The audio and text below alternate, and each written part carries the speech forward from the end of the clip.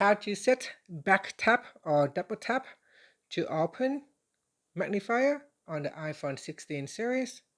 First, let's go back to the home screen by swiping up at the bottom of the screen.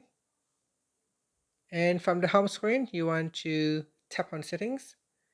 Next, in the main settings page, we scroll down and then tap on accessibility. Then we scroll down and tap on touch. After that, scroll down to the bottom and tap on back tap.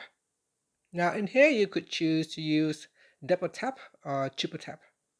Here I will select double tap, and then we scroll down to the accessibility section and select magnifier. And that's it. After that, you can swipe up to return back to the home screen. Now, whenever you want to quickly open up Magnifier, you can just double tap, and that will launch the Magnifier app on the iPhone. Here you can then immediately start to use the Magnifier. So it's a great handy shortcut that allows you to quickly launch Magnifier. And that's it. Thank you for watching this video.